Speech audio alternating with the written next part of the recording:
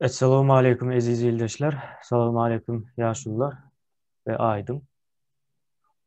Aleyküm selam. Vatandaşlar selam. Yaşlılar size de selam.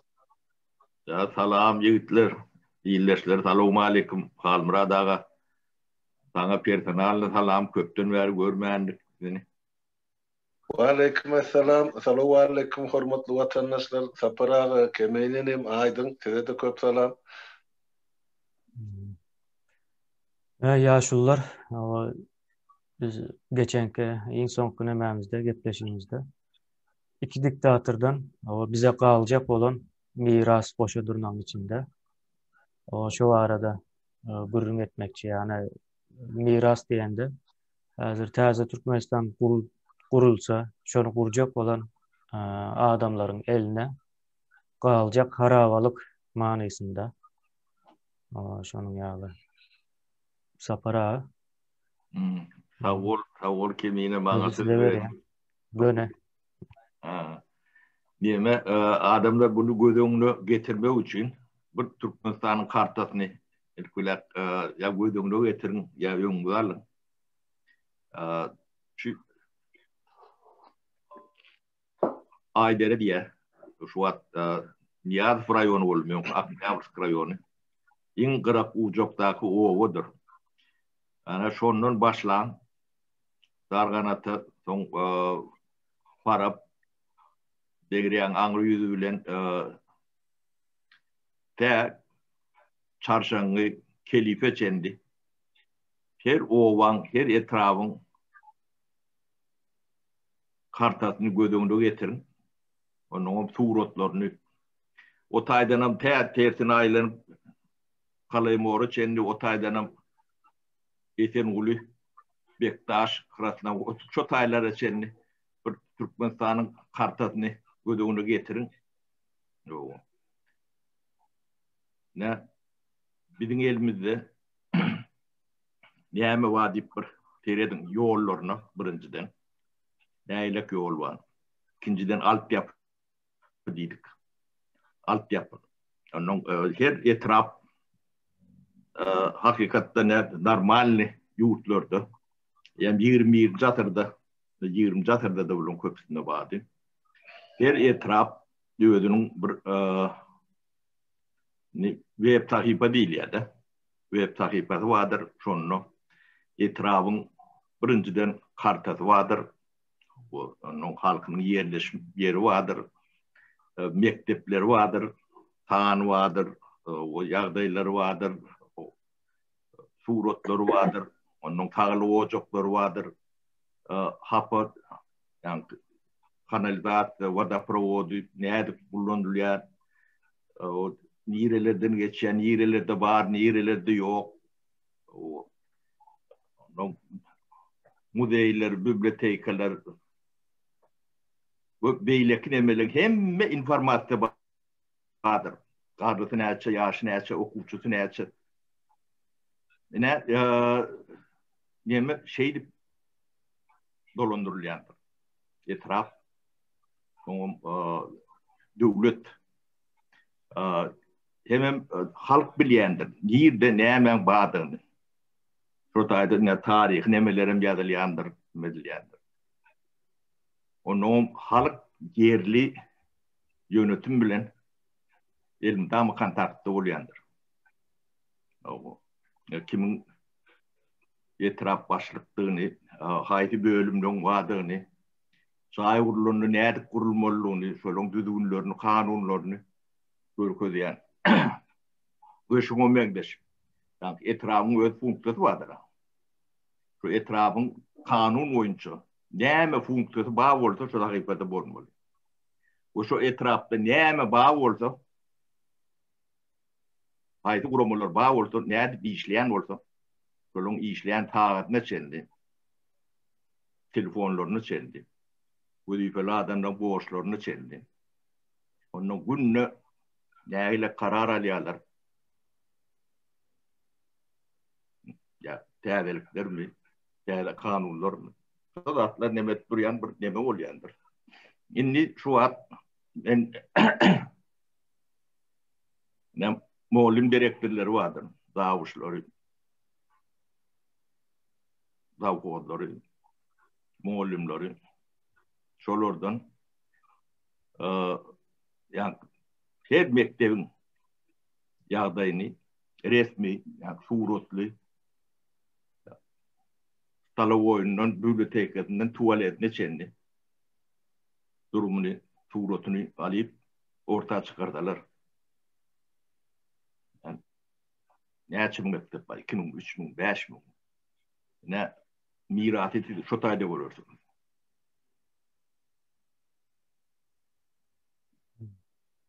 Aşağıdın merkezinden kalan bir yerde normal tuvalet yoktur. Bir mektepte. Hatta etraf merkezlerinin yani dolanış nemesinin opş tuvaleti vardır. İçine girerek değil. Yeki etrafın ne şu suratlarını siliyatız halktan. Ne hemen içinde yaşap görünüzü. İlk olarak özünü görün, özünü düşünün. Sonra beylikler düşünsün. Onun şulon edip görün propagandasını değiştirmek için yani size vurur lokan nemedir.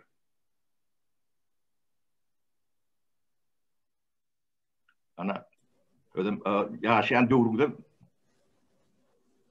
nemedik görün 21. asırdır.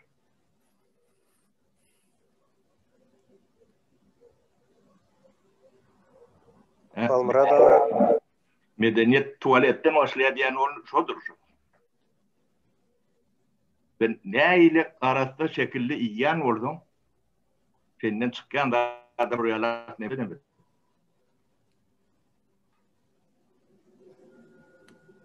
21. asırda katı utançlar. Bunu görürken ben yani sahnedip yani gözü açılı etmek o şeytanlığın bilmedim. Ağır başı. O propagandadır. Olanını bildirenlerdir. Ne şu suratları iyileşlerden onun yerli etraf yolbaşçılarına her etrafın öz bir takipatı olmalı. O biri yani devletin başı biz sahne nimetine geçtik diye de geçiyet diye. Geçiyen olsun bir etrafın ve takipatını etmek hiç burada onu sayda 5. 6. klasın okuyucuları biliyor da. Onun informatörlerinin içinde doldurmalı. Size bilmeyen oradan bir de deli. Yani seni istesin sizden alır. Onun için doldurmalı informatörden siz vermelisiniz. Onun her mektebin oraya alak takipatı olmalıdır. Onun mektebin öz içindeki muallimler vardır. İnformatörü tapak vardır. Çok takipan edip bilmeyen muallim ya da ders veren de hemen uğratıyor çağırlar. Etmelidir. Onun bir tarzı ocaklarımız vardır yani kıtneme. Yiyen edemeleri. Şoların korkuyorum. Onu şuları etmedi bir etmeli. Halk kolu etmeli. Yani miratı şunu olursunuz. Çağırcak şehrin merkezini korkuyorduk da. Daha ortasında dinleyen eken iyi motan düzeltip görülürler. Yönün beydip böyle düzeltip falan onu büyükten düzeltip. Doğru düzeltmeli.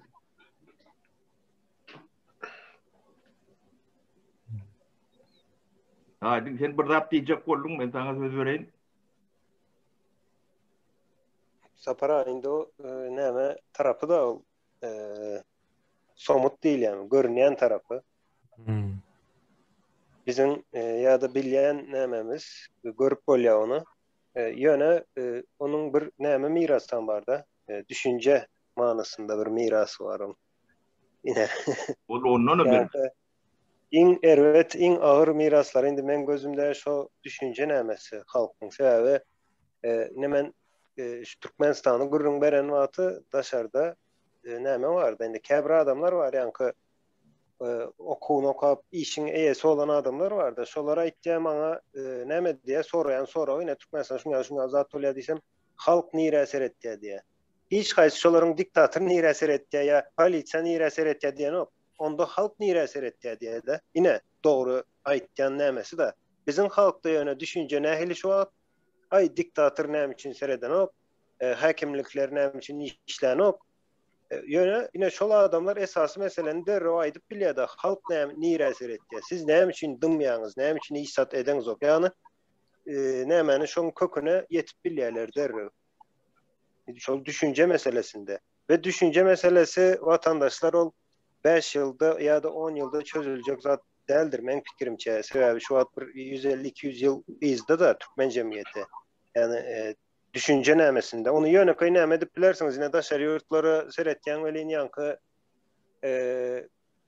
iň ýöneköy zat bir atomny stansiýa gurmak şu wagt hiç satda hemme daşary döwletler gurup bilýär şu zady. Türkmenistan ýöne gurup bilen ok. Tuvalet ýöneköy zatlar var. Eminle. Aydın. Yankı Ya da nur bilen ok. Ya da şuňa ýöneköy zatlar var da. Mysal üçin şu gün ine kosmosdan yankı ine Mars'a gidip yaşamak ol Mars'ı yaşayış yerine öwürmek maksat zat däl bir iň kıyın nämeleriň biri, problemalaryň biri ýöne şonu çözjek diýerler we şonu çözmek üçin işlep bilýän näme adamlary bar da. İş edip bilýän adamlar, ýanky bir işin eýesi bolan adamlar bar. Türkmenistanda şolarga inansak da hiç gaýsy. Indi olanlar ýetişmek hawa ine näme da şu diktator aýyrsaň diýe Türkmenistan Ýewropa ýaly bolar. Geçer şoň ýaly näme de düşünje bar da ýöne kuvvet ýala etdiler bunu. Bir sany bilimli adam yetiştirmek için sen elinde hemme zadyň altyapysy taýýar olan wagty bir bilimli adam yetiştirmek 30 ýyl 35 ýylyň alýar. Ýa-wa. Ýöne altyapyny taýýarlamagam 10-15 ýylyň alýar. Indi hasaplap göreýin Türkmenistanda haçan şu birinji meýwelerini görüp başlajak. Eger şu gün Türkmenistanda düzeldip başlan wagtynda birinji meýwesini biz ýene 30-35 ýyldan. Şoň üçin aýtýasyn, bu zatlar bizim neslimiz üçin, bize o taýda şu wagt näli düzeltsek elbetde şu günkü ýaşaýyşymyzdan gowy ýaşaýyşda ýaşap bileriz ýöne. Ýewropa bilen ýarışmak ýa-da şolary geçýäs, şolary ýaly bolýas diýen zat ýalňyş zat. O Ýewropa näme türkmen meňe izimden ýetsin diýip garaşyp oturarmy size pauza goýup? Ýok, olara ösüp barýar. Ýani miraslaň bir tarapa şu düşünje nämesinde, ilim bilim meselesinde 200 ýyl iýza galan bir nämeni düzeltmek bolýar-da. Bu zatlaryň aýdylmanyň sebäbi ýani şondan habaryň bolsa, farkynda bolsaň şu zatlaryň düzeltmek üçin goşant goşup bilýän. Yok sen hiç sadyň farkynda däl ýöne şu hawa prezident aýyrsak düzelýär diýen bolsaň, ol hiç sadam edip bilmeýän diýmek. Problemany görüp bilen ok diýmek. Ol agyr näme? Problema. Aydın, benim pikirimçe bira maddi gedaýlyk var, garyplyk gedaýlyk. İkinciden yankı medeni gedaýlygy var da. Yankı maddi nemeni onu çözüp bolýar, onu çözmesini tenemaydy yankını bakım çözüp bor ýyllar. Ýöne medeni gedaýlyk, göýdüklük onu ýenk geçmäge täze netilden nemeti bilen etmeli. Köňü neme bilen ol diňe aýak bagy bolar. Şu wagt bolşlar ýaly, şu adam biz ýa bir ýa şonu adam ýöňe gidip ben bilerdik. Aýak bagylar bolmadyk boldy. Ýöne onuň bagyny görmek üçin peýda bolmagy mümkin. Ýa şular ýaly tesbatlaryň bolup bilýär ýerler ýaly. Ana şol medeni gedaýlykdan göýdüklükden çykmaň nemeti gatykynda o da bir bizim mirasymyz, şu nemeden galan miras.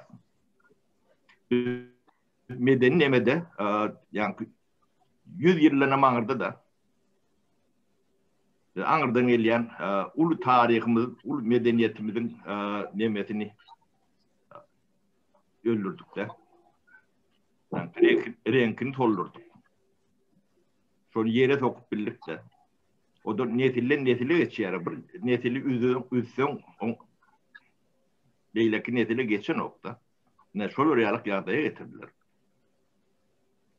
Ben yankı onu altyapıdan başladım. Neme de yetecektim. Aydın tuğulümü. Onun için kıyın aydın o davul. Sapara indi şu medeni nemeni dikeltmek neme ne bileyim yani biraz ansat yolan var da yani bize göre. Bizim de tarihimiz var, geçmişimiz var belli. Onu biz öğrenmesek hem Avrupa'da yani başka yurtlarda öğrenýärler de bizim yerimize.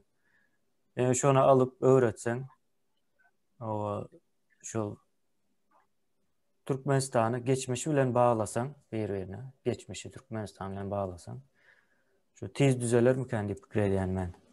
Mesela şu ne ben hem doğru düzgün bilen oklarda Göktepe Söğüşünem.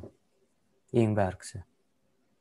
O ya da o Mahtum Ulay'ın koşkusu deyip başka bir içine koşup okudulayan koşkular var. Şonam selcerip bilen oklar mı kendi yani.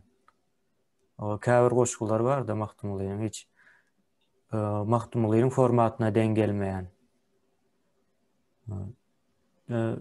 Şonun ýaly ýagdaýlary var. Şolar selcerip bilen oklardy. Ýöne şonu öğretsem tezlikeler mükendien medeni tarap. Ýöne elbette bu aradaky 150 ýylyň nemesi ziýany durýar. Kemine şu tiz diyen wagtyňam bir görkezseň 5 ýyl 10 ýyl watandaşlar tiz 30 metre o medeniyetlerde watandaşlar kıyıska bolýar. Tiz diyen watandaşlar bir ay ya bir hepde ýaly düşünje düşünýän bilýärler da şoň üçin şu tiz diýeniňi aýtýany haýsy meçherde aýtýan 15 ýylmy 20 ýylmy Yani 10-15 yıl deyip neme verip bolur mu tahmini? Sebäbi yani bu yani neme üçün şu ýagda üçün köp wagt däl, gaty gysga bir wagt benim pikirimçe.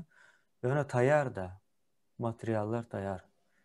Yani Türkiýede de näçe neme düşürildi kinolar. Bizim tarihimiz neme diýe Selçukluýna. En berkisi yani o kino formatında ýöne bunu iň azından gyzyklandyrýar halky, canlandyrýar. Dedim tarih bir tarih bolmasa da ýöne tarihi hudu neme çeper filmde. Bir tariha däl görnýär, bildirýär ama ýöne ondan sonra filmlere awat gelýär, atlara awat gelýär. Iň berkisi şolam gatyl täsir edýär. Häzirem biz görüp görsäň şoň täsirini eline gylja alyp serhetden girjek bolup görenler var. Aňyrsyn eser etsen şol kinolary görüpdirler. Ýani geçmiş bilen tez bağlanýarlar. Şonuň ýaly neme bar. Soňam beýleki tarapdanam gaty ulu alymlar hem bardy şo topraklarda ýetişen. Alımlar Türkmen alım dik geçýär. Bagdatda zatda Selçuklu döwrüniň nemeleri Türkmen dik geçýär. Yani Türkmen gözüne ulanman yani ne Türkiye dünya tarihine ýalyp bolany o kendine. Şeyler hep bolýar. Umuman şol tarap var ya. Halmrada aýdym. Dinläp otyryn sizi. Bağışla Kemine sen bir zat aýtjak boldun. Ya umuman medeniyet nememiz var, geçmişimiz var. Ýöne hazır neme nähilise modern düşünce yok dine. Yani hemme döwletinden bir geçmiş var. Yani yurtların, milletlerin geçmişi var ya. Bizim hem nememiz var, geçmişimiz. Yani modern asırda hiç bir zat kaldırmandırız. Yani şol neme en gynandyrjy ýagdaý şol bolup biler. Towaledimizin ýok var, şondandyr sapara. O alp yaptı neme bir bu ýeke neme däl, sen ýaşaş durmuş şertlerini baglar. Alp yapyň bolman, sen eşretli durmuş gurman mümkün däl. O bir soňam şu alp yaptı diýmek müňläpçe, 10 müňläp iş yeridir.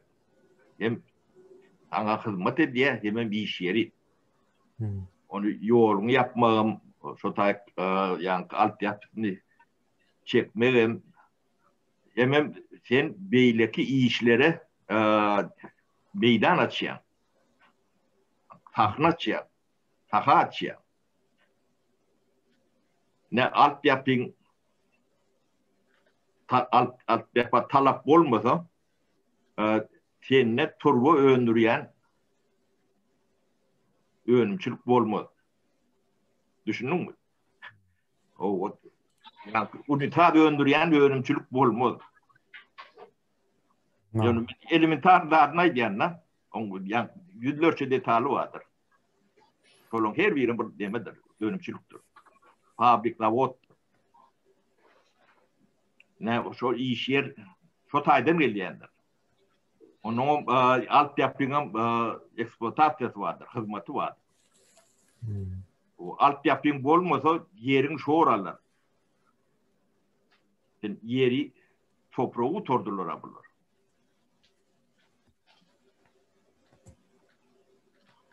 Onun şu alt yapın endüstriyası sana teyde yani açışları, teknoloji yani gelmesine yol açıyor, dönmesine yol açıyor. O cemiyet şey diyor yani. Şu hakkı bizim nememiz biz yani Kuveyt bulduk şu var. Yani bize söz verilen Kuveyt'i 100% berca etti. Kuveyt demek, Kuveyt olmak demek, yatırmak demek. Türkmen onu şehit düşündü. Türkmen'e de şehit düşündürüldü. Biz bay, devletimizi akıttı, kadımızı akıttı, biz ayağımızı kaldırıp yatıp yiyip biliyoruz. Yani o da borlu. Yani onun pulu başka yere gitti. Siz hünersiz alıp bildiniz. Alt yapısını yaptılar da, siz hünersiz kaldırmalılar. Halkın 80-90%'ini. Hiç saat gelmeyen yani cemiyette gereksiz adamlar öldürüldü de 30 yılın içinde. Yani 90% verilen hünerim içeride işe yarayanlardır. Türkmen'in şu hakkı veriyen nemesi o hünerlerle ulanına olmuyor. Adamlar yani pullarını, vaktlerini sarf edip çok hünerleri biri uğrudan oluyor, beylekin uğrunan oluyor. O düşünce neme hiç tat yok. Eğer hünerlerin tek adam yok. Şu Türkmen'in nesiyetini oturup bir yerde işlep bilen adam var mı? Görkün bana.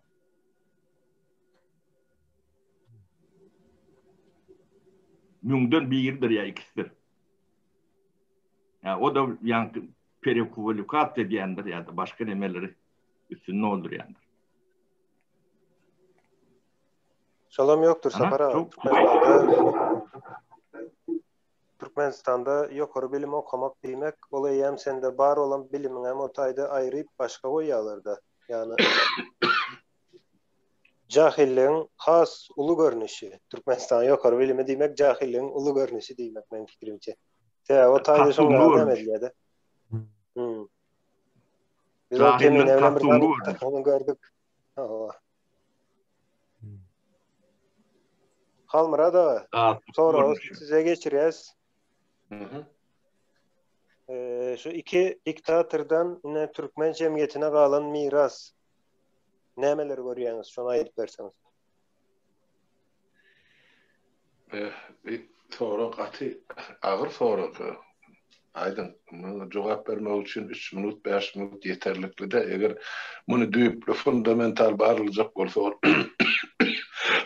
başlan katı köp vaat talep eder. Yönümün bilen kıysaça görünüşte aydılmalı olsa şu iki diktatörün devletin halkın karşısına eden cinayeti yine şuun kuun gün aydın açık 3 nesillerde görünüp durdu.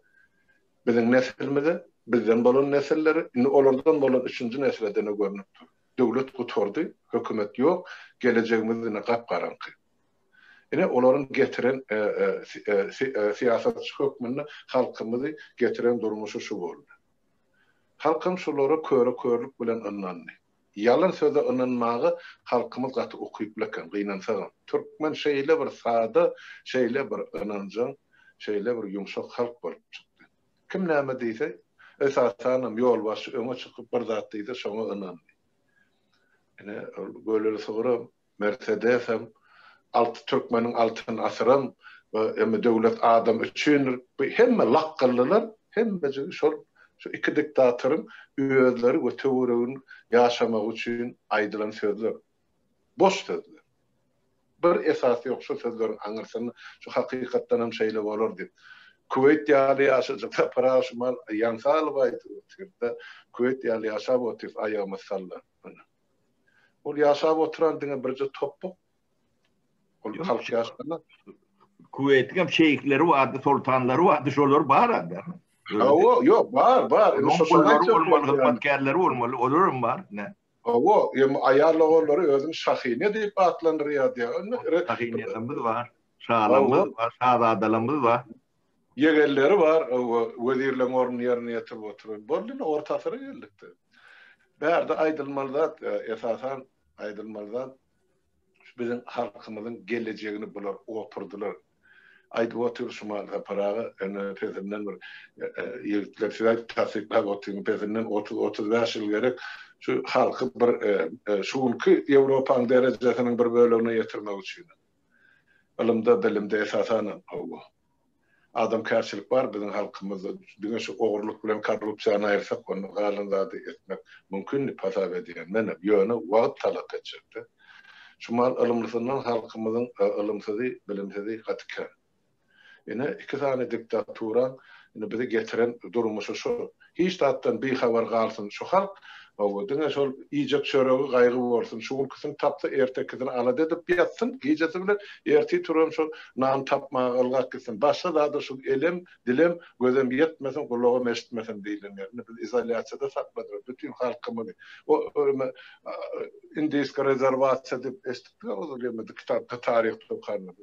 Yine rezervasyon oldu Türkmenistan son 30 yılda. İnformasyon qabıldı durdu. Ne içinden informasyon yurdun daşına çıktı. Ne daşından içine geldi informasyon. Halkların, devletlerin yaşayışı var diye neyle yaşap bolcokluğu var da.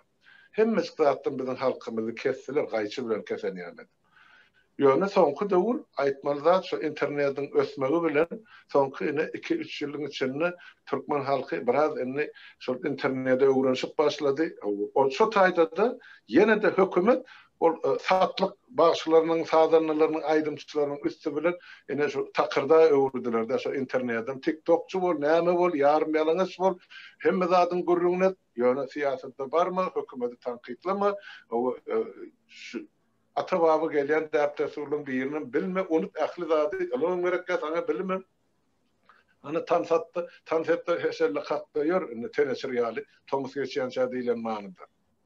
Güydem gelerde, güyd yanım qarrılık olu näme pensarjykmyş ne Türkiýedäki. Kim bilir eklemeli, kim bilir saklamaly. Ýygyny garan alymsyz, bilimsiz, gul derejesinde şuň Türkmenistanyň içinde saklanyp beren çağalar eklemeli. Tapdan düşen enatalar. Şu barada kim oýlanýar? Hiç kim. Şu barada hökümet bir zatla programy düzdüm ya halka teklif etdim. Yok gerekken. Ne diyor şu Reşit Meredov tasdik etti da yurdun daşına çıkarılır 2 milyonu goly halkın asla gerekmeyecek. Şolar barada ýeka dilem yarmadı Türkiýede. Yine tragediya şu taydan başlanýar Türkmen halkynyň. Yine iki diktatörün bizim halkymyza salan esasy zulmy şu. Bunu asırlar boyu bir Türkmen yol başçısı men bileme hanımı begimi şeydip öz halkyny şular ýaly zulüm salan yol başçylary mene esten yerim yok, okan yerim yok, bilen yerim yok. Belki tarihçiler bilýändir, bilýän bolsalar aýdyp bersin. Şular ýaly deýus bolupmy Türkmeniň tarihinde şu? Ya yok, onu men aýdyp biljekkä. Ýöne şuňky saparagan ýasyň aýdyp oturan temaňyzy dolanyp gelse maňa ýene bir 3 minut wagt berin. Aýdyp otursaňyza ene şol ýanky ýurdun içindäki her etrapda saparaga dogry aýdýanda şol web saytlar hökmen gerek hökümetiňki etrapynky şol içinde şol etrapda hereket edýän ähli edara gurulmalaryň hem sanawy telefony ýol başçysy sekretariýaty her mejbur durmaly. Maňa grajdanyň hökmüne şol haýdy gerek bolsa internetten alyp jaňa daýry. Ya şolun emeline öz ardyş kaýdy murada realiýa teklip. Ol sanly video bolan ol lakkylap oturan Gurban Gula degişlerle diňe ol ministrler üýşüren bolla köşde oturan ýerine näme söz diýär hiç de. Özüne näme diýär hiç de oň ýerine diktor gurlap otdy. Emma faktyst eger Türkmenistanda şu kunsanly video bolmaly bolsa şonu ýokardan näle aşagdan ýokarlamy etraplardan ýokary paýtagty şeýle galmalydy da. Täp etrapdaky ýagda ýykylyp ýaty ýani şo hajathanalardan alýasa bütün etrap hajathana diňe hajathana der. O ýokardaky diňe Aşgabatyň içine ol ýalpyladyp ýuwany bilen Türkmenistanyň arasy tämin bolmagyny anladan. Ine şonun üçin men pikir edýän sapara onu teklif etsin ýaly ol hökümet onu gurunamadım, onu etmedim. Bize ol şu eden çykdyjylaryň öwedin dolaýyn we kireýin töläýin dylap duran häkimetem ýok, hökümetem. Ýöne men pikir edýän şunu şuň kugun biziň wagtlaryň hökümetimizde işlejek ýigitler gyýdylar. Özleri şunu hasap alıp ýuwaş-ýuwaşdan her etrapda häzir düzüp başlasalar, ýurda baralaryna işlemäň satışykda özlerini. Eýän biljekler nirde näme problemaň bardyr. Aşo problemalarym ýa siziň aýdyşyňyz ýaly mektep direktorlarymy, olaň ornmasarlarym, mugallimlermi, beýlekler ýazyp ogurasynlar etrabyň içinde näme bar? Onsoň meselem Aliyaz sakarçagy etrabymy Marwela ýetmi ýa Lewapmy ýa da ine şoň içinde şuur konşular ýaly problemalar bar. Şunça kilometr ýol ýok, owalary şunça. Ondan bärde oturan adamlar hasap kesibini çykarır da näçe çykdyjy gerek. Ýani nireler öwürmeli ilkinji nowatda döwletiň budjetini. Şu nukta nazardan men peýda bolarmy diýip hasap edýän. İkinciden ondan ýene de şol aýdyp geçmeli ol hünär okuwjaýlary onu barsy biderek hakykatdan. Bize gerek zatlar şu konşotayda berilýän bilim ilim. O ilim diýip ady bar diýenmece goşadyrnak üçin. Olar näme üçin edilir? Şu halky mankurtlukda saklamak üçin edilir. O taýda ilim bilim ýok. Diňe şol arkadagy şöhret o danatany o çara gitmeli, öýlende çara gelmeli. O öýde de ene şu eşikleri tikdirmeli. Moğolluymada ya üniversitede, institutda şunça paranı ertme. Bir diňe para alınýan, para berilýän bir gurama öwrül. O taýda ýaşlar ilim bilim hiç de alynar. Hökümete de şo gerek. Öňünü bükülüp daňatandan ta öýläne çelli ýoluň garasyny garawullap duran ýaşlar gerek. Kyskysyň aňdagynda da tomsyň jowgasynda da. Ine gul gyrnyk derejesinde saklanyldy. Bir zat ýadyma şu kartinkalar görýänler o köne Rim imperiýasy kitaplarynda bar tarihden okudylar. Şu ýoluň garasyny legionerler geçip barýar halk şeýdi başyna ýok duran ine şo durmuşy getirdiler halkymyzyň başyna. Ben 20-nji asyrda şu derece ýetirilen halky men göremem. Hatta şol jungulada ýaşap beren ol palmaryň üstünden döküp beren götü törsüksiz halklara bilinkiden erkana ýaşaýar. Bagyşlan bol şol şeýle şu. Näme üçin gülýär halkymyzy şu derece ýetirdiler? Ona jogap ýok, sorakan ýeke jogap ýok. Ýaşlar. Şol üçin men diýjek bolýan zatym şol sanly videony her etrabyň kyn, şäheriň kyn, welaýatyň kyn hiç bolmany schemada şol kemin edişini de schemada düzülüp goýulsa, onsoň şoň içine bir şumar görýän bir Süleymanyň depteri diýip başladyk, şoň içine ýurdun içinde bolan şu pazygaly ýagdaýlar eýip gelip başlady. Şu güne 3-nji pazygaly ýagdaýda sen her goýup video material. Ýene de nowaty durulur gatykän şu meselede gozgaljak ýa aýdyljak. O depteriň içi dolar gider barar. Emma şu ýanky etraply sanly video arkaly web saytlar döredilmeli. Gatgow ideýa. Şunu belki informatika bölümimiz bolar hökümetde şulary haýyş etmeli. Olar ýazyp etseler, içinde olursalar her welaýetden ýa etrapdan gelýän wakalar sapara. Şu hafta öňki ornatady. Almurat bu ýeke waka meselesi değil, döwletiň guruluşy. Demek etrafın guruluşu. Bun etmeli işi, borcu, teritoriyası, onun buna cevap veren bölümler, onun saylanışı, onun işleyiş prensipleri, şu da atlan hem mecenin kanunu nemede çok içine salmalı. Onu biz bolmadı, devlet bolmalı oluyor. Yo bolmalı da içinde devlet işlemese daşına devlet kuruyor. Biz onu giyde oturum da yönüsün zatlar sizin aydiyan atı doğru. Hiç olmanı informasyon hükmünü öňünden yığınarsa her etrafta näme problemin bar. Sonra baramızda çözme gansatmış yok. Ýa bilýät näme bar. Hemmesini bilmesen hiç olmanı deňýärde ýa biz informasyon hükmünde yığınajak da öňünden. Emma soňundan yığınajak bolsa ol ahli etrafa çykjak bolsa günde bir etraf diýende de 70 etraf bar Türkmenistan'da bir kaymady ýitirýärse. Şonuň üçin şundan başlanyp şular realizatlar ýygnanyp papkalap goýulsa elektron papka görnüşinde soňra çözme gansat düşüp diýen şu meseleler. Döwlet meçhurlygyny derejesinde. Doğru, halmıra da ýöne berde sapara aýçak bolan zady oňa elbetde biz aýlanmaly däl, halkyň şu yerli halkyň öz etmeli işi da öz saýty we gözegçiligi şoňa nirde näme bar? Mysal üçin men aýdaly şu taýda restoran açsam, şoňa saýtda registrasiýa etmeli. Hem bilgi nämesi barmy? Adamlar bilýän nirde näme bardygyny görüp bilýär. Problema olan wagty nire aýtmalysyny bilýär göni we her kimiň borçlary belli da o taýda. Kimiň näme borçy, näme jogapkerçilikleri bar. Kemine yankı Şweýetden bir demesini kommunasynyň web saýtyny Demek orta çıkarıp görkü kemine. Şweýetde 210 tane kamun var da. 210. Ana şolong her kamun ýa bizinki ýa etrapdy mağaza. O etrap o her bir döwlet ýaly. Gidijik döwlet. Ýa döwletde näme bar bolsa şu taýda da ýa paýtagtda näme bar bolsa şu taýda da bar. O işläp duran sistemi bu döwletlerde ýöne şonu ornaşdyrmak üçin elbetde halkyň tijenme gerek aýdyn aýdyşýar. Eger olar maglumat bermeseler, sesim çykarman otursalar onu näde bu inspektor bolup baryp tapmaly mı? Bir gerçekli ýagdaý emele gelýär. Da halkyň özünden gerek ilkinci nowatda. Diktator bolup ýöne şoňa tabyn bolýan ýene de halk bolup durdy. Halk tabyn bolmasa diktator nerden döresin? Yine bir zat var da, ya şunlar men sonra görünüşünde soracak sizden. Näde edildi bu zat? Yine Türkmenistan'da adamlarda bir hili başlyk aýtdy, soňam ýokardan buýrup diýen düşünje var. Hakyky men indi çoň ýaly bir näme-de boldy, bir iş etjäs. Menim näme üçin diýip soraýanda. Maşynda daşamaly bir näme daşamaly, ýük daşamaly boldy.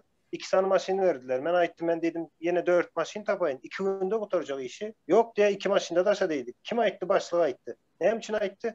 Näle sonra berýän? Başlyk aýtdy diýip oturma sana diýe. Näme üçin yine şu zat var ya da ýokardan buýrup diýen düşünje var. O ýokardan buýrup, mysal üçin häkim bir buýruk berýär, o aşagdaky ýankı paýta toplap beren adam şonu etmelimişin. O paýtaň näle toplanýyşyny häkim däl o toplayan adam has gowy bilýändir ya da brigadir gowy bilýändir belki. Şoň alzat bolup bilmeýärmi? Şu zat näme üçin halkda var? Halkda da şu zat oturan siňen eýem, başlygyna da şerýürde çykan soňa başlyk görseler bir hili özüni alyp bar süýtgeýär-de. Sen bilen başgaça gürleşýär, başlyk bilen başgaça gürleşýär. Arada näme tutýar da şonu özünden ýokary görýär bir hili. Şu zat nerden döredildi o halkda? 70 yıl Sovet demesi galan miras yankı bir 91, 92, 90 yıllarda orada bilen yüzde oldukta halk davay diýdi. Sen borçluya davay diýdi. Sana bir wadife verdiler. Men misal üçin minister beýle fiýene burada da.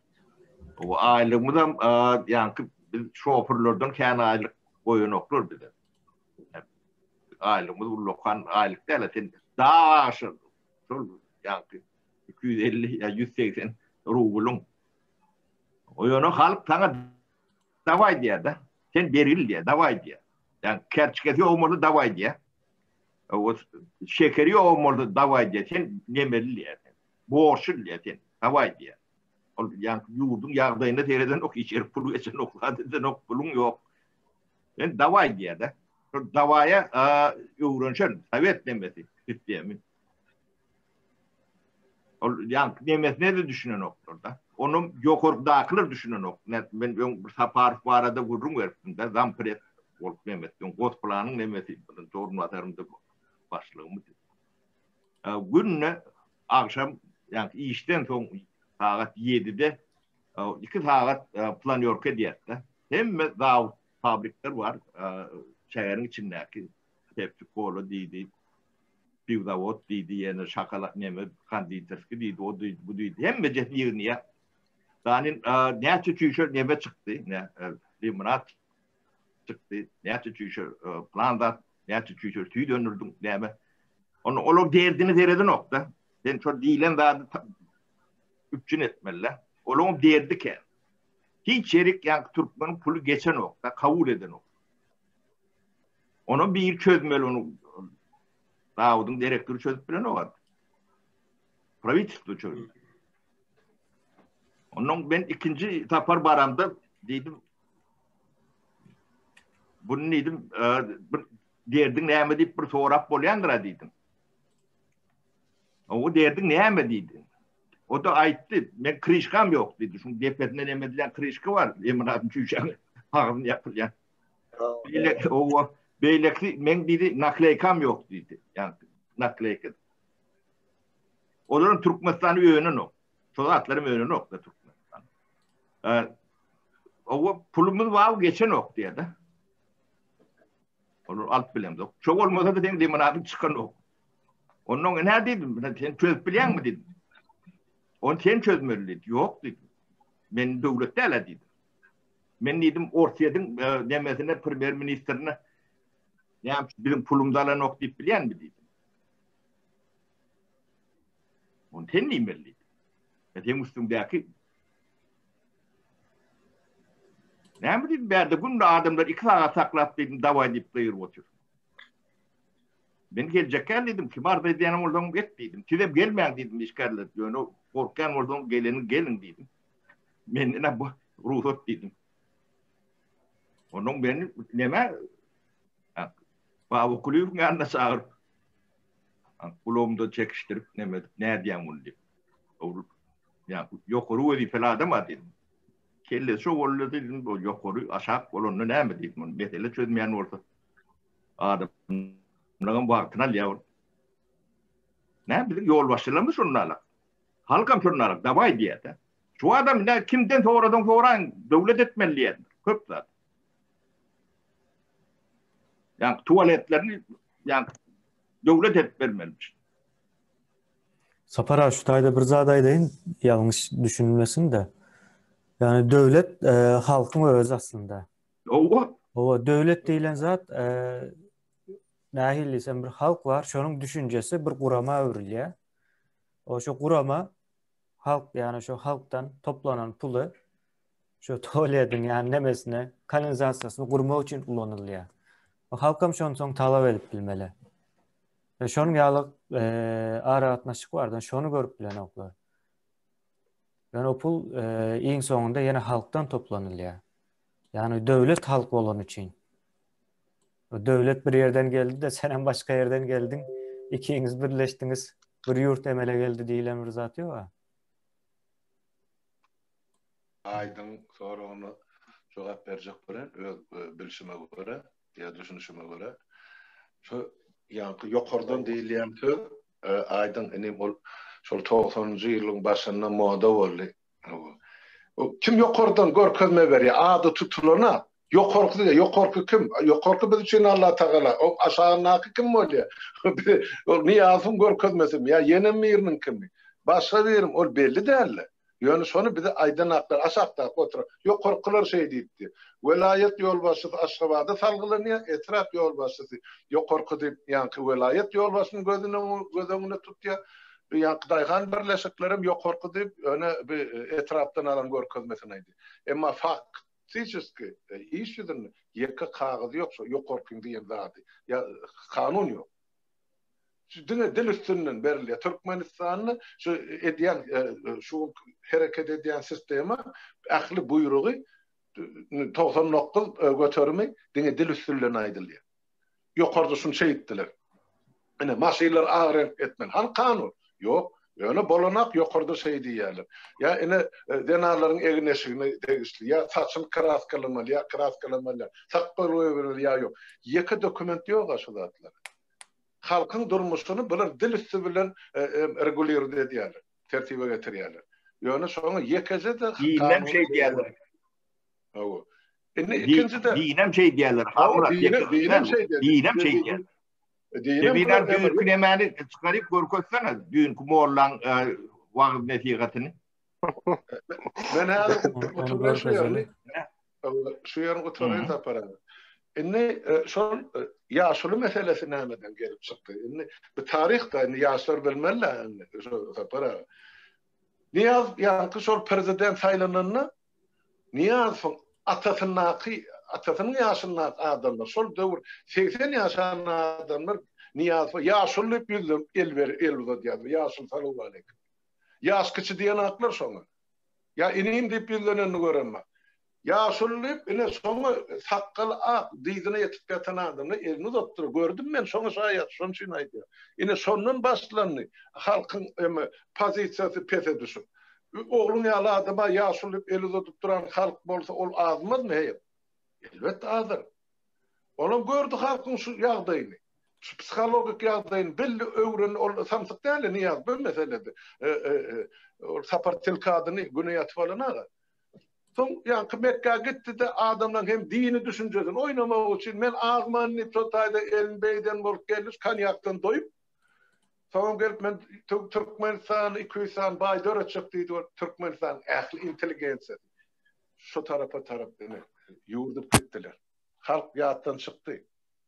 Ine şu taýda ol şeydi oýnap halky öz tarapyna öwürdi. Ya satlyk intelligensiýa men şoň üçin şey diýip. Intelligensiýa tehnik intelligensiýa da şu döredüjilik intelligensiýa halkyň aňyna täsir edýärler bar. Şahirler, ýazyjylar, jurnalistler şoňa meňdeşler. Radio telewizyon işlerler. Ine goşuň düzüp bilýänem, bilmeýänem, ine şo niýazy bagyşlap günni gazetlerde bardyr petir bedelini ýaly, biman goşuklar ýa tamahallamalar. Teatrda on ömedini enesini agladylar, atasyny agladylar, on obrazyny goýdular. Ay edilmedik ýarynjaňlyk ýok. Hatta şo diýmede ol 90-njylar diýerler para biz memnun aşgabadyar. Şo taýda bir masala Niýazyň gemesini heýkelli we howlusyna oturdukdyr monumenti. Ondan şolar ýaly halk bolsa diktator döremezmi? Elbetde dörer. O ministrler o elini şol çilimçek botyka kullaryny öz aýasyny goýdular. Ene bolar zatlar. Boli ana video goýulypdyr görel näme bardy diýe. Mollasyň şu. O Türkmenistandaky mollalaryň hem ýagdaýy şu da. Näme diýär? Sandadı beklerler şunayden o zaman Avrupa'da. 4 sandatta hakiki urmol lider var Furkan. Ayağlı. Vurdum diyenler yok bu ne? Şunu beklerler sen Allah men uryan näme diýip oturma kaçıp özüm bu ne kadar çekti. 4 saniyede hakiki urmol. Son birincisi gelmediyen köyüne onu geydi. Yakınlık edecek olanına attat etsin ikinci. Üçüncü gitmediyen yurduna ya şehrine ya kalkanlara ya ecenlere gittim. Dördüncü sen nakar şor düğümü işini etmen dünya ulatlarına nümesin. Şu 4 standartta vurduya gönü kamçınam diye gidip kamçın asıl huduksun gözünü alın. Şunu berken. Son için adamınız kovurun.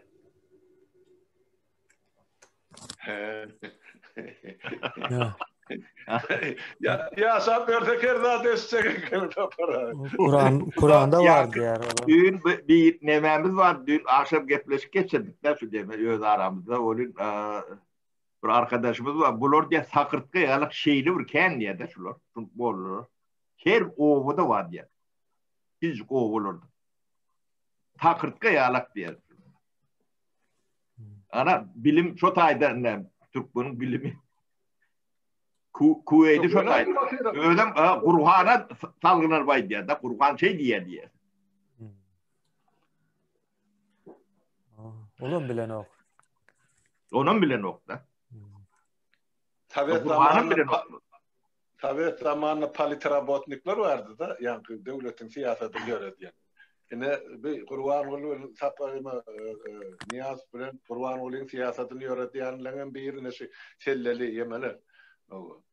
Men olara mualla deyip ahuni vaydarlık yağdayım yoksa bulan okan almana Kurbanı yön diyen söz düğüne sapra diyeli. Biz bir dünya devlet qalı versedi. O ne urma olmuşsun onu? Kim orsat ber ya urma? Ne cehalet biz yani yurdu cehaletin eline tavşırdık. Murat 92. Bir söz var Mahtumul Prag'da çağı kamgulogunda galan bir setir var. Yeme peygamber doğanını bören şeytanlandı. Ne şolar olmalı. Ne yaptın maslat ne şu moğolladana çel. Bular nadan bu yönü gelip görün hayvan. Bular yanak moğolladı. Rıcın çıkarıp görün moğollular bular. Moğollu da değil bu o töyde buları ulunur yalağım değil. Şoda men şon çinni yana bir söz atla ulunur yalağım. Ödüm iyilim göğünü çıkıp demedi yani. O emme denaları üşüptür da şunu görünüp durdu. Men balık tutayan yerlime men değerli kemine. O Halmurad sizin nemäňiz bu? Erge yormu. Yankı Saparağı'nın aydan nemesi, yani bir etrafına web sayfası, yani şu ayda o bilim ve çağı yetiştirmek diye, ondan sonra o kömek ya da bakım diye ondan sonra tecrübe ve etmek, öğretmek manasında, ondan sonra kurmak, yaşamak ve daş döverek, o yol, altyapı, ondan sonra etraf merkezi ve nemesi siyasatı, şonun ýaly hemme zatlar alıp duruyor yani öz içine. Şonun ýaly basan wagtyň nemeler çykýar.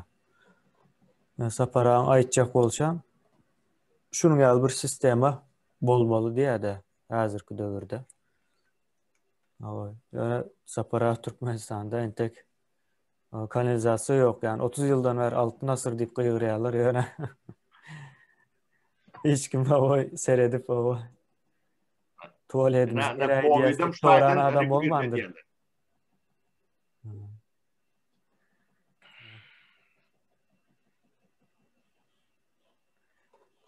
Şunun ýaly.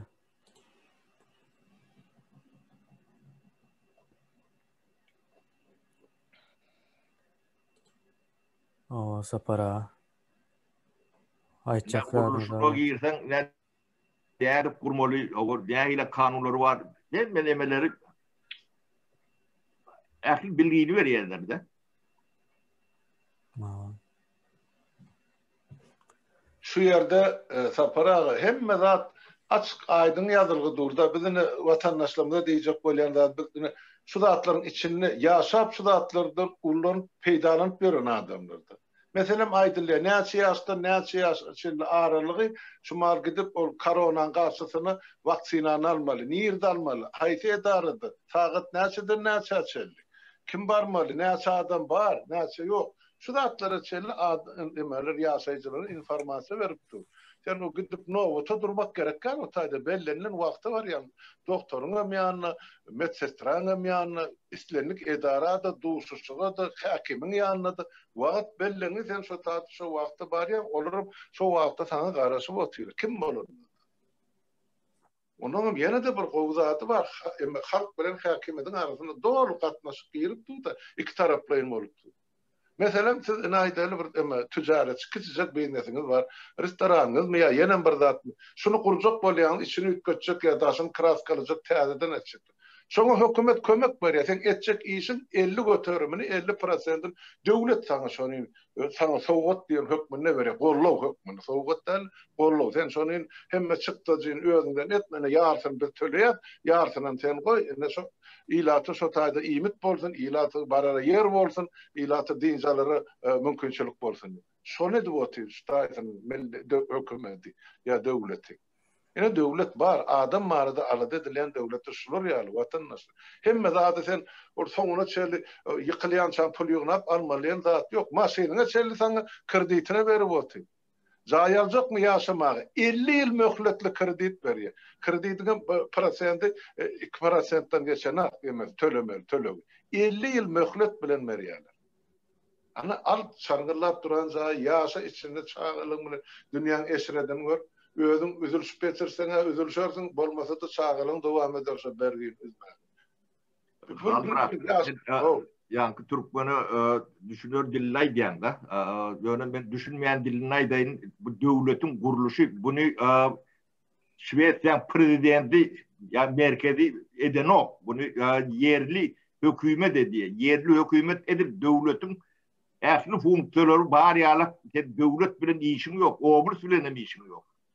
Çünkü kommunal etraf şodatlan hemmesini özü çözüyor. Devlet bilen yani hükümet yani merkezi hükümet bilen vurken bir demesi yok. Vay değil bir rapor demediyendirler ya ön direktifler dağıtlar geliyendir. Yönü bulur halk bilen işleyer. Hakiki. Onlar hükümet dine siyasetini yürü diye. Bu devlet kuruluşunun demesi. Şunu doğru kurmasan, şunu doğru düşünülmese bunu hem kişi yani padişah diyendir ya da premier minister diyendir. Yok. Onun berde sayılı yerli sayılı da sayılan ya. O berde 4-5 tane parti var. Onun birilerini kontrol ediyorlar. Çok içinde yürütü komiteleri var, nemeleri var. Demokrasiya aşağıdan başlıyor. Yok oradan başlayan yok. Bir prezident olup demokrat yani yaratacak oluyor. Yok. Demokrat yani yerden. Aşağıdan. Yani onun yankı pudoklar vardır. Onların yankı devlet demesi değil, birlikler vardır. Türkiye'de odalar değil ya da. Yankı taksiciler odatanma da birliği. Mesela çoğular neme diyorlar. Yankı kuruluşçular nemesi var. Mimarlar, injinerler nemesi var. Doktorlar nemesi var. Muallimler nemeleri var. Birliği var. Olur hükümet neme değil. Onu yok oradan adına çadeden okulur hiç kimi. Onu yankı meslek nemeleri sayılıyorlar. Onun başka bulon nemelerim var. Yankı profsayı diyorlar. Sindikat diye, zat diye. Olur bir yerim devlet nemesi değil. Ne cemiyetçilik kurumu demokrati kurulayandır. Yani köp partiyeli olan kıyıranın olan demokratiya oluyor deyip o demokrati oluyor ne? Demokratiyanı kurmak gerek. Onu halk ediyendir. Onun kuruluşu.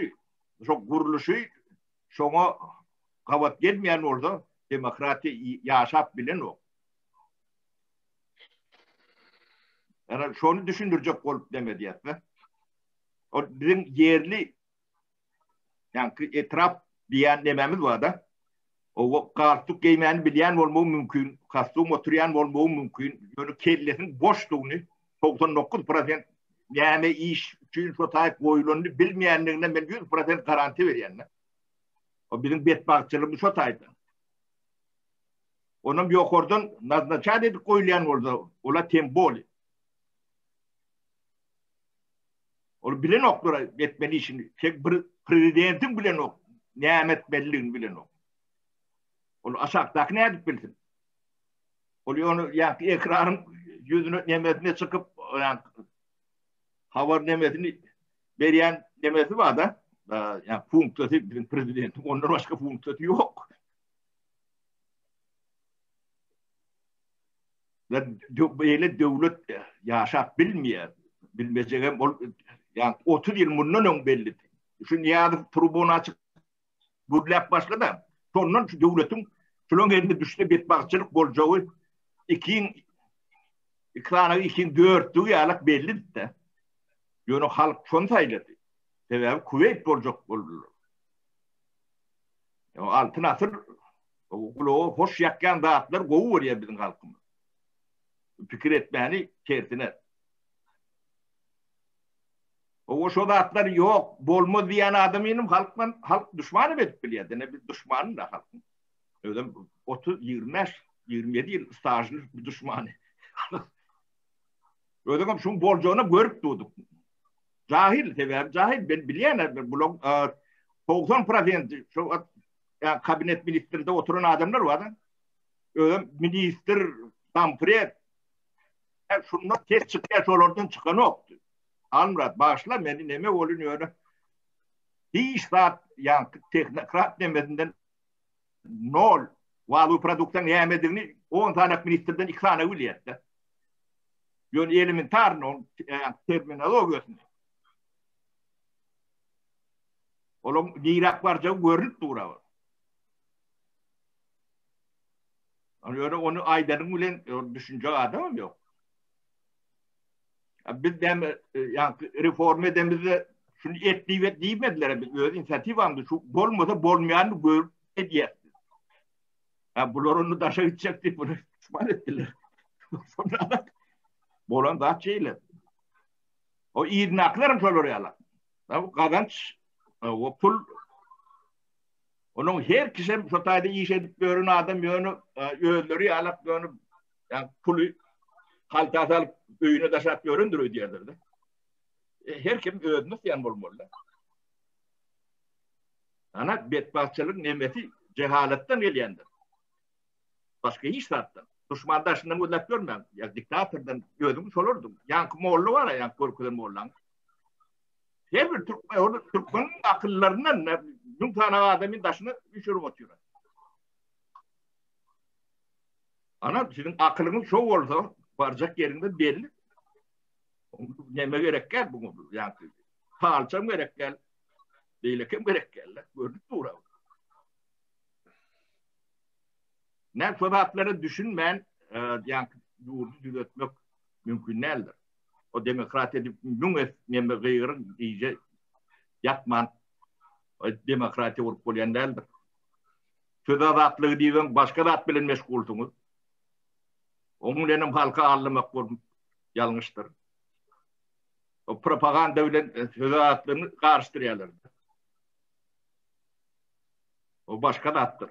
Yani sözadatlığı bilen neme diyen olsanız ya da jurnalist olsanız 30 yılda Türkmenistan'ın altyapısını görün yok. Ya mektepte tuvaleti görün yok. Hem ben şu mektepten çıkan adamlar. O yakın mektep değil. Yani şehrin tarafında işleyen garaj, manaj olsa şöyle tuvaletine var görün. Ortvaların merkezi ne? Şehrin payitahtın merkezi. Tuvaleti vardı. Girip bolun yok. Ben kabinetin ikinci etarzda sonra görüyordum da demesini. Onun birine değişli yerim yok. Sonra yıktırıp tuvalet talırdım da. Yaşlı edeyim. O da kıyıklık bilen. Mintor bilinki diye. Korut balkon bilinki diye. Ben dedim size burası çarıyalak yeri yatak veriyen dedim. Fortattu dedim. Ne diyet? O sizin pulunuza mürekken ne dedim. Sonu satın dedim. Ne mi diyenim orada? O ağan var. Şöyle ne şeyler bunun yağdayı sorunlarla. Gören oklar içinde gezip görüyor. Min torgum şu tuvaletten 200 metre arasında tapağı deme vardı. Men görüyen bana değişirler olur gören okta. Olur önden işlep görünüyordum.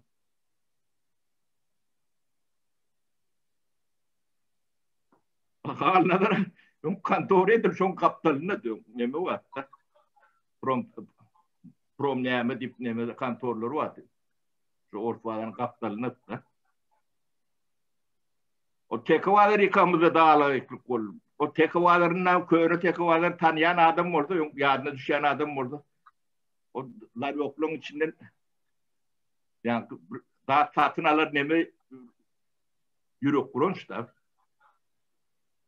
Yani çerce udaki yani tuvaleti dur koşuyarak şunlar arasında değil de şu tuvaletler. Ödem çok içindeki köpüsü bağvaraplı deme magazinçiler zavmağlar da yok. Büzmeyinli bağvaraplı. Ben buldozer getirip iki un trok verdik çıkın içinden deyip çıkmadan da aşağına kalıyağını deyip şu traktörü sürdürdük de şey. İçinden alıp bileni alıp çıkıp kaçtılar.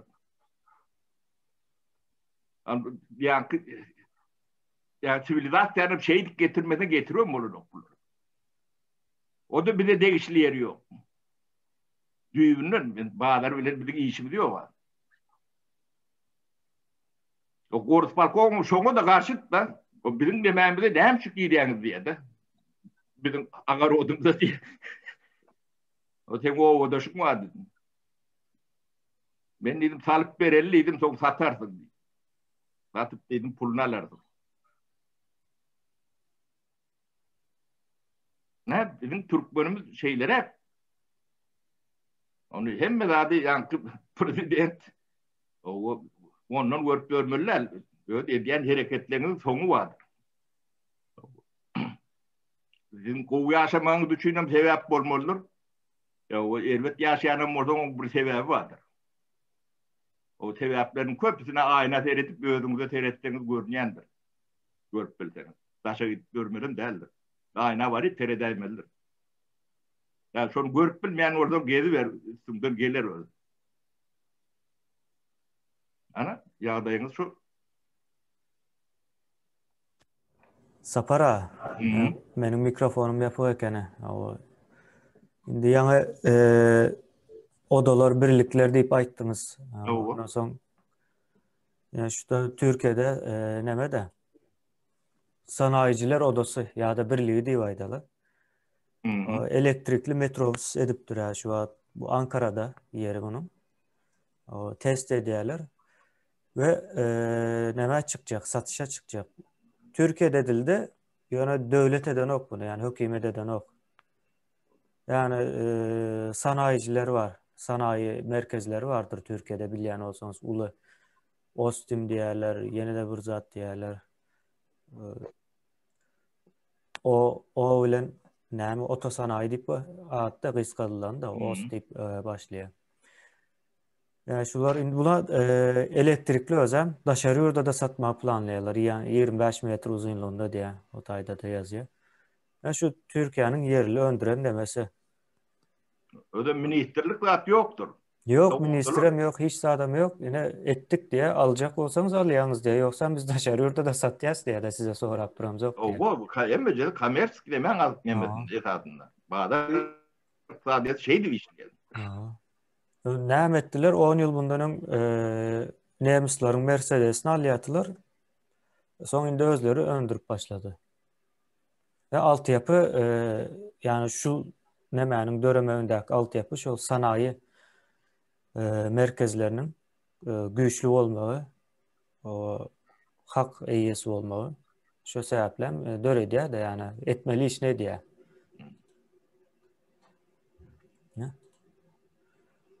Şunun ýaly. Şunun üstüne milisiýa KGB barıp barlap o para aljak bolup ýören adam ýokdur. Şoň üçin bu edip bolýar-da. Ha. Ya ýankyalak moğollary ýokdur. Urmaly diýip. Hakykatda urmaly ýer.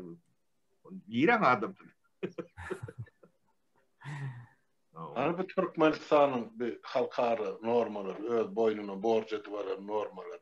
Hani bunun konstitusiýasy, hani bunun den hukuklugy, erkek bilen zenanyň. Bu nähil görürüm böyle. Sapara şu ýa video näşdip men häzirim özüme gelip bilem. Bu nähil beýle bir wejaralyk. Nähil haýsy milleti görkezmeli meni? Ha? Dünýede barmy beýt bunu halk onu çykyşlar ýa-da otur. Bir däl sakyrtga ýalak diýerler. Ödüm ýanky näme ýygnaýarlar diýer. Düşürdekat.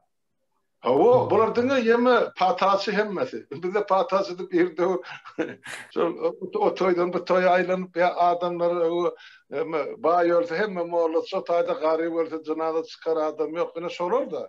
Ýöne o döwür 2 ýekede bol malyny bunu tarakan ýaly köperip durardy. Sakyrtga diýende. Ine şolong din bilen işi barmy? Ine keminde sen dinçi nebede? Din bilen düýünün nemesi ýokdur. Galtaşan ýerim ýokdur. Yok Sapara onun ýaly. O ýalňyş berýär özem gaýnagyny Kur'anda bar diýe. Ay mena Türkiýede görmedim şonuň ýalgy ýurip berýäni. Aýallaryň öňüne geçip. Yo diýme ýanky ilişkiä girmeden urmaly ýa.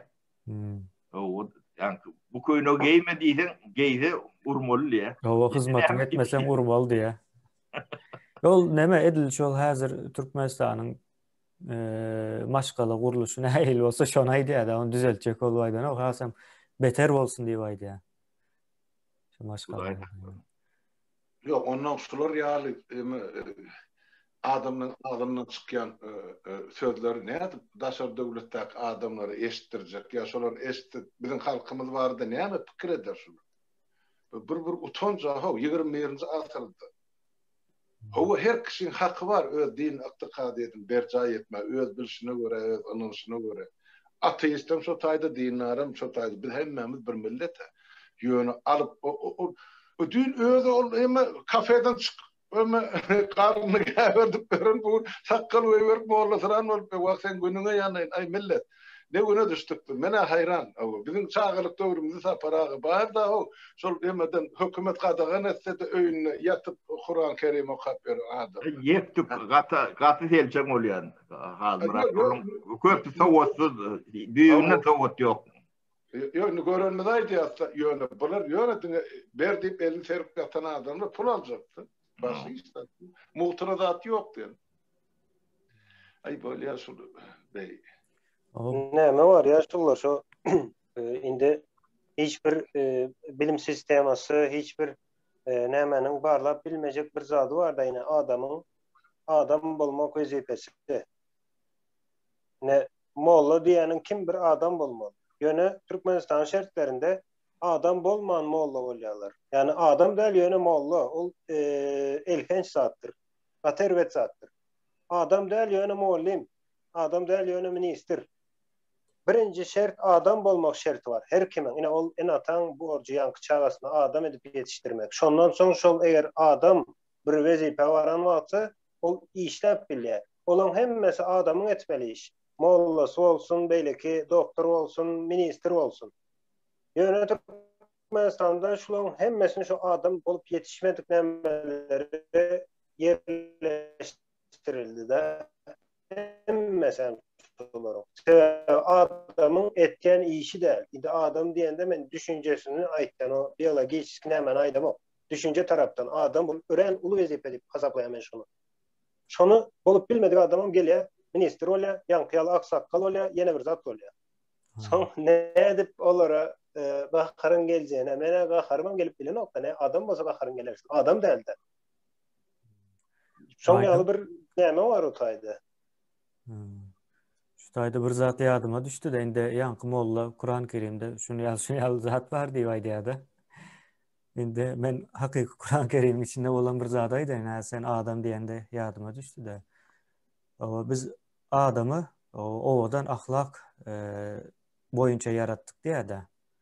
Şu Kur'an-ı Kerimde ýazmandyr-da, musulmany owadan ahlak boýunça yaratdyk, ýa-da ministri, ýa-da molimy, ýa-da bir zady. Adamı diýip aýdypdyrdy. Onda diýmek, näme boljak bolsam, sen aýdyşyň ýaly birinji adam bolmaly. Ondan soň bol, ýani näme boljagyň saýla. Şoňa bar ýa-da. Ular ýanky diýýäni sömürýärler, ýemäli başga nemeleri ýok. O diýýän sömürýärler.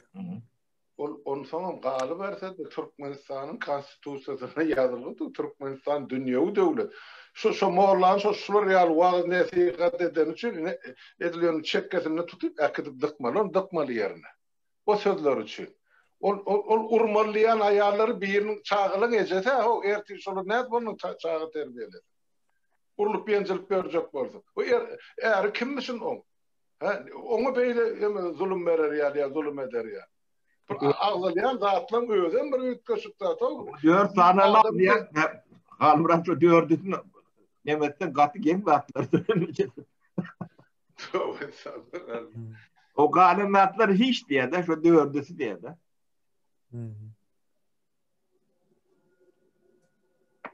Şuna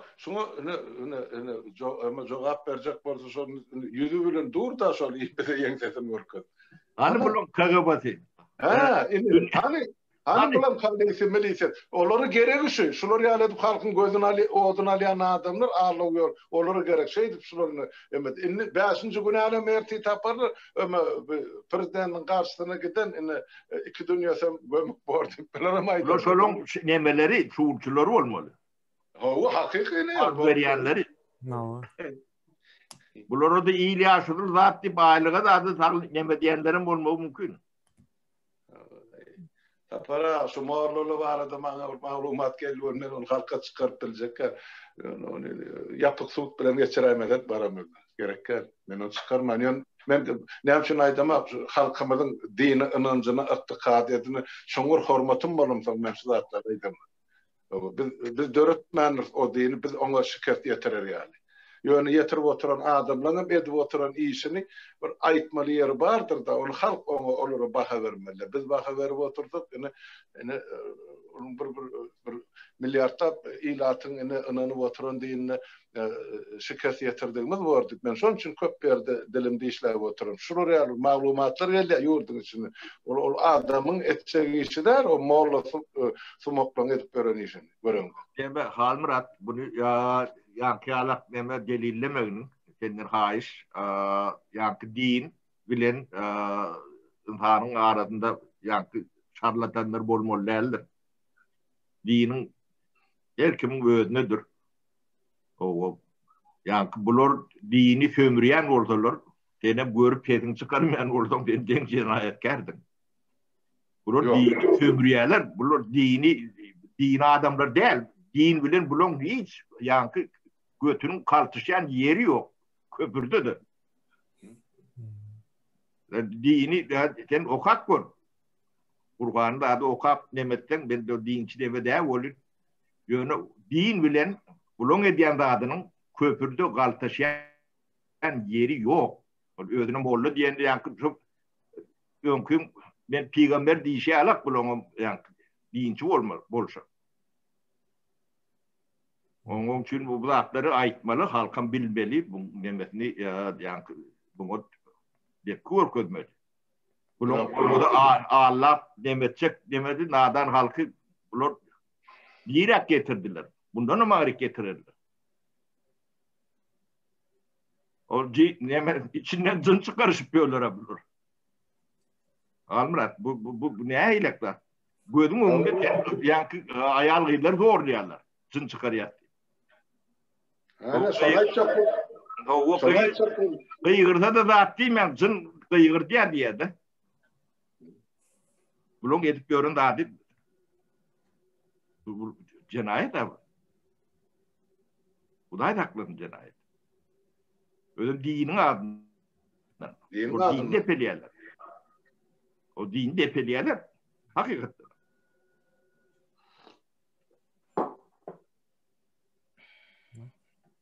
Yaşlılar. Şutayda bol dedi ayal mı? Bol ya.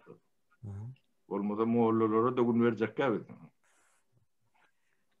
Şolun adam kim deyip tutbol moğolu deyip bir tutma orta falan. Hiç olmanla. Halkımızın bir yakınıncı şol din hatta kadiyede onun için edine şolar yal şarlatanlı varım olsa bol durun. Ya onun yani kâdet neme Türkmenistan'la din demesini Diyanet işlerini doğru düzgün oturtmalı onu. Dine karşılık emeğimiz yok. Onun yönü kadın demesi var, doğrusu var, eğrisi var, yanlışı var.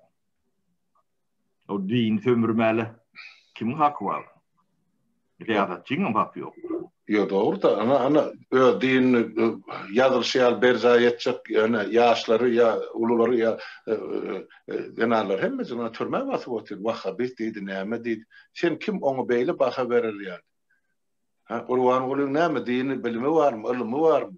Ya onun hükmedin. Düşüncesi var mı şu din olurdu? Ya yanına bir yankı din ulamlar sakla oturayım burada maslahat sonra. Şu nahil varsa sizin ömrünüzü şu dine bağışlayan adamlar, kitapların ahiretinin okap sonuna çıkan adamlar, alimler. Aydın şu zatlar şeyle bolmalı mı ya yok mu? Olurdu maslahat sorayım. Yok öz kellesine gelen aydın oturayım. Yok yankı son aydın beren doğru var. Yok oradan aydınlı diye de görközme var. Ya onun bilimi olmalı, ilmi olmalı, onun burnamalı. Onların bir yerden okap bilmeli. Yani oğlu olacak olup demeden köçüde uğranıp bolana o zatlar. Ana eline künnü alınma Allah şu mahal Türkmenistan. Ya da tevhid. Yani halk şey edip Türkiye yerlerde olur. Orada kazanç ütünleri de batıyorlar. Ha? İşini tapıtırlar. Ava. Halkımızdan sağda. Ondan sonra ya hükümetten onlara hara yok, kömek yok, doktordan peyda yok asla düğünü. Oradan kime gidiyor? Ne şuraya şartlı tarları var ya arada. Ne cınurun ne ya da ne tapyalı bahanası ne Şu devlet bolyan olsa yine inanç da şu din nämes her kimin öz nämes var. Bir neçe tapawut yok. Haýsy dine inanýan bolsaňam ýöne şu döwletde şu dine nämetmemek üçin yine şuň kıyalı derece getirmemek üçin nämetmeli. Sen şu adamlar şu cemiyet şu dini bileýmeli, hökmany suratda. Hristiyan olsa şu öz dinine, Müslüman öz dinine, Beyleksi öz dinine, ateist hem şu inanýan zadyny hem olsa şonu bilmeli. Sebäbi bilmedik ýagdaýynda şuňky ýaly orta biri çykýar, ýaňky takkallyrak biri. Ine men bilýän, men okudum, derdan ine urmaly diýip öwredip başlaýardy. Hem şunu öwretýär, sebäbi beýleki tarap garşy tarap bilen ok şonu. Mümkinçiligi hem ýok öwrenmäne. Kim öwretdi olara? Hiç kim isadaýdan ola. İnternet ýok. Ýaňky zady kitap okap göreýin diýse de. Ya da öğreneyin değilse, deneştireyin değilse, hiç bilgi yok. Son bir sahne çıkıyor, oğlum neyme diye, yine vurmalı diye, şeyitmeli diye, yine şeyittirip dini öğretiliyor da, o dini öğretmek değil, o dini kontrol edip özüne göre düzmek, taze bir din. Çok yağlı bir zatlar var o tayda. Dini sömürmek, sömürüyorlar, başka nemesi yok. Çünkü diyane deyişleri deyip bir devlette neme oluyor. Okunu nemeden kurnamalı. O yanlışlı oradan ayırmak için. O. Teoloji bu giden ilim mi abi? O üniversitelerde öğretiyorlar abi. Onu biz yani Orsiyet neme, şu Sovyet nemesinde nemedip yoyulup o din nemedip. Giden ilim. Öyle yani Türkmenin şu atki sivilizow nemesinde yok fakültetler var, nemeler var. Filosofi var. Mantık. Felsefe diye. Kadim demeler. No. Yani şu filosofi var mı Türkmenin nemesinde, üniversitelerinde? Ya logika diye, mantık diye.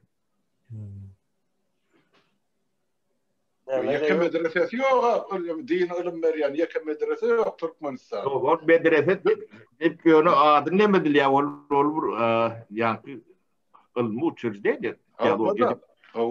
Üniversitetler var. Ýöne şol üniversitetlere de uğradan aklyrdy, özüne yok. Hiç olmanly ýa şagalar uğradyp şo taýda okudyp ýene Türkmenistana gelen bolsalar şu 30 ýylyň içinde diýmek bizde de bir dini medeniýet dolu emele gelir de bolşýar, halka düşünürler. Mekteplerde de girse borça sapaklar, beýleklerde de onu aýdyn doguraýdy bu diýdi. Şu dini bilmesen oňa näde hyzmat etjek ýok. Şoňa halka düşündiren aklany bir çokka sakkal orta çykyp o taýda aglyna geleni diýip oň töwereginde de ene oğullarça zenandy. Şolaňam eline çağlan hasaplasak yüzlerce adyma eýer şo bir aglyna çykan ýalňyş dedi, ene ora tabyn bolmaly. Ene dini medeniýet adamyňa kul bolmaly ýa-da sen ýat diýende ýatmasam urmaly ýa, ýa-ni naharyň gowy nahar getirmese urmaly ýa. Arkayı nurmalı ya.